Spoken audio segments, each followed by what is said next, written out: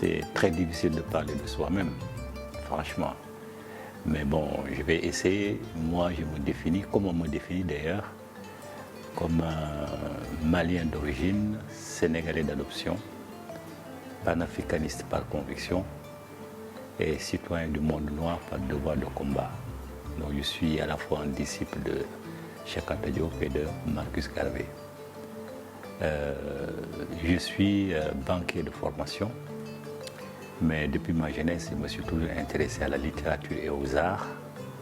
Et je faisais partie d'un club culturel qui était abrité par l'ambassade des États-Unis, le consulat des États-Unis, ou centre culturel américain plutôt, centre culturel américain ici à Dakar. On avait un club donc, qui faisait du théâtre, qui animait un journal, etc. Disons, j'ai commencé à me former à partir de là. Et par la suite, comme tout le monde doit, selon ses compétences, apporter sa modeste contribution à la conscientisation de notre jeunesse, et comme j'aimais beaucoup l'écriture, donc j'ai apporté ma contribution et je continue de le faire par le biais de l'écriture. J'ai produit 36 livres, dont des essais, des récits historiques, de la fiction romanesque et de la littérature jeunesse. Actuellement, j'anime une association au Mali intitulée Rassemblement pour la réhabilitation de la religion négro-africaine, Maya, qui a un site internet dont le titre est 3RNA, tout simplement, 3RNA Maya ou 3RNA tout simplement. Je suis le président de cette association, je suis aussi le président de la Ligue des écrivains du Mali.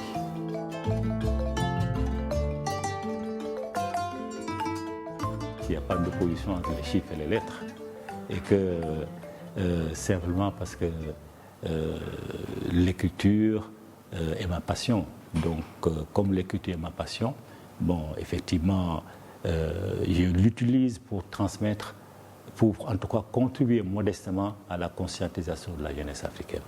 C'est ça mon objectif. Donc, surtout que maintenant que je suis à la retraite, j'écris beaucoup à côté de l'animation que je fais de mes deux associations.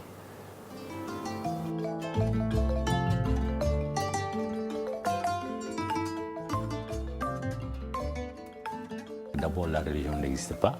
C'est un mot récent inventé par les Romains. Il est d'origine latine. C'est quand Rome a commencé à dominer le monde.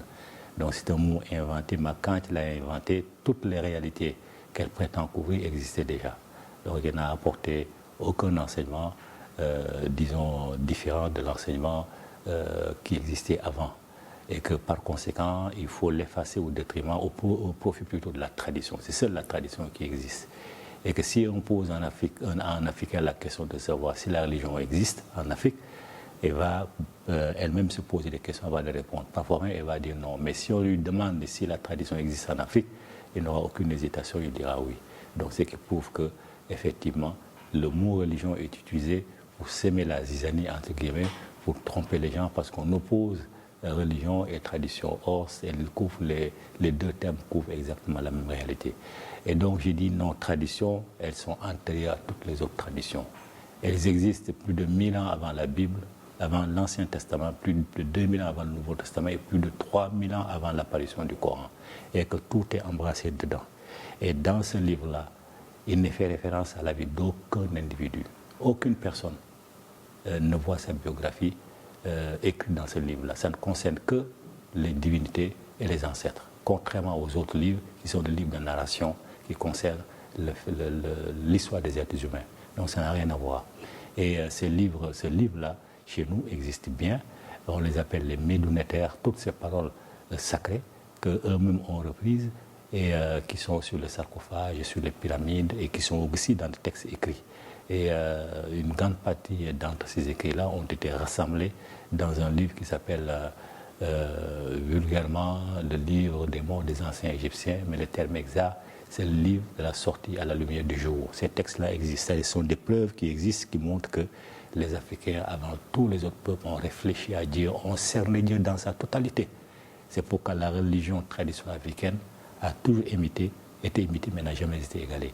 Le judaïsme Ça n'est inspiré pour se faire, pour se construire, mais très mal, puisque ces auteurs n'ont pas été formés à la véritable école africaine parce qu'ils ne pouvaient pas accéder à l'enseignement secret. Le christianisme est venu, s'est greffé sur la Bible pour se faire. L'islam est venu et s'est appuyé sur les deux pour se construire. Donc personne ne peut comprendre le Coran s'il ne dit pas la Bible. Et les musulmans, malheureusement, ont la paresse de faire ce travail intellectuel.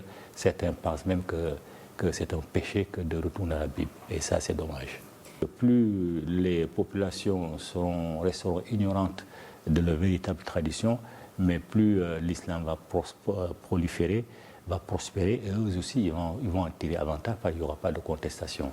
Mais un Africain qui est formé à l'école africaine n'acceptera jamais la résignation. La résignation n'existe pas chez nous. C'est chez les autres qui existent, qui mettent toujours tout sur le compte de Dieu. Si on a un mauvais président, c'est Dieu qui l'a amené, on va supporter qu'il parte. Sauf quand ça chauffe, que les gens se révoltent. Mais on le supporte parce que c'est Dieu qui l'a amené pour nous. Alors pour nous, dans la tradition africaine, ce n'est pas Dieu qui choisit, ce sont les ancêtres qui choisissent.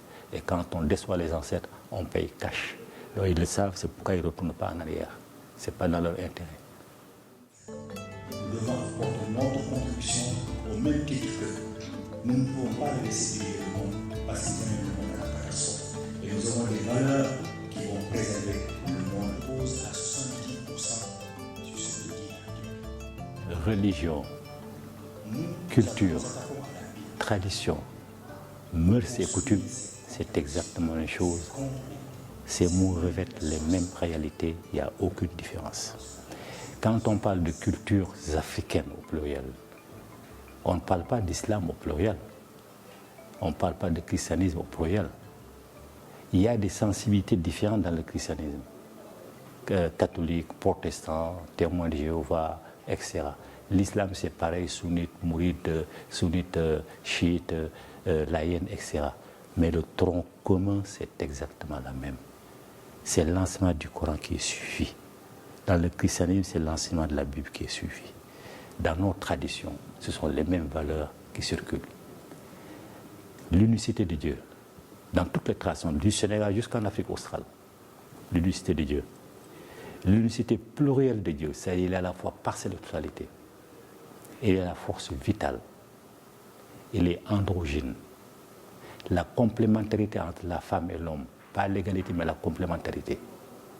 La réincarnation, le culte des ancêtres, l'écologie sacrée, le totémisme, du Sénégal jusqu'en Afrique australe, sont les mêmes réalités. Les mêmes réalités. Maintenant, il peut y avoir des manifestations diversifiées. Au Bénin, l'animal sacrificiel qui est d'habitude utilisé dans le golfe du Bénin, c'est la chèvre. Dans le Sahel, c'est le mouton. Ce sont ces choses-là seulement qui changent. Et parce que les langages sont différents, on s'adresse aux ancêtres d'une langue qui est différente de celle du voisin. Mais la même manière dont on s'adresse aux ancêtres, dans la case sacrée ou dans le bois sacré, partout en Afrique du Sénégal, en Afrique australe, c'est exactement la même. Les pangols, le vaudou, le komo, ce sont les mêmes réalités qui sont incluses. Et ces pratiques-là sont des cultes qui sont ancrés dans la tradition africaine. Il n'y a pas de culture africaine au pluriel, il n'y a qu'une seule culture africaine au pluriel avec des manifestations diversifiées. Ce qui trompe les gens, c'est ça. Les Ndiaye du Sénégal sont les Diarra du Mali, ils ont le même totem. Les uns sont Wolof, les uns sont Bambara. On peut dire qu'ils sont différents comme peuple, ce n'est pas vrai.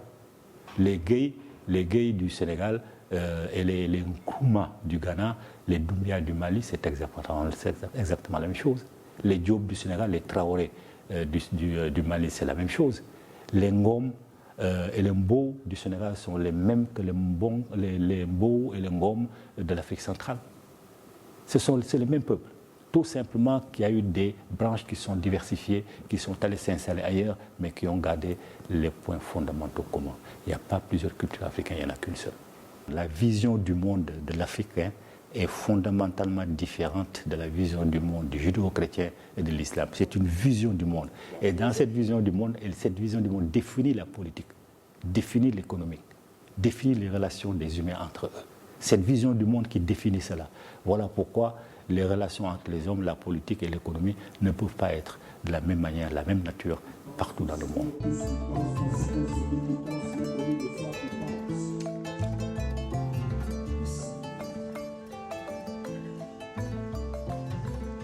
Si l'Afrique avait été prosélyte, le monde entier aurait pratiqué à l'heure actuelle la tradition africaine. Mais l'Afrique n'a jamais été prosélyte.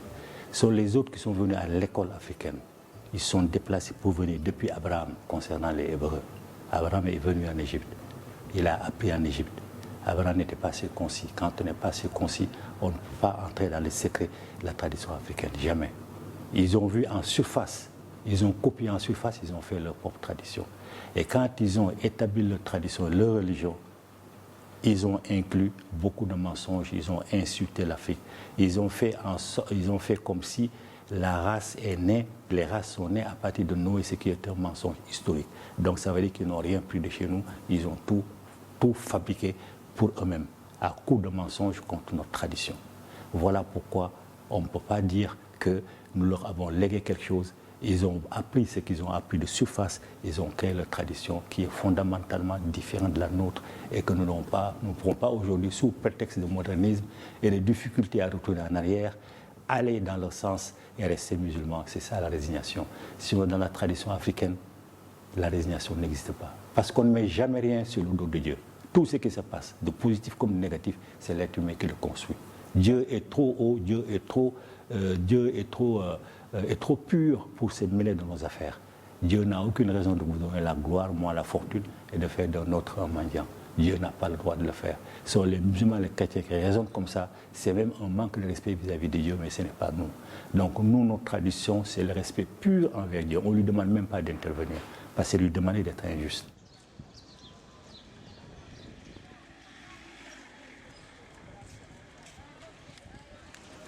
Toute la jeunesse africaine, je suggère vraiment avec force qu'elle se mette à la lecture de Cheikh Anta Diop, qu'elle organise des débats autour d'elle pour informer ceux qui n'ont pas accès aux livres dont elle a pris connaissance, aux cassettes documentaires dont elle a pris connaissance.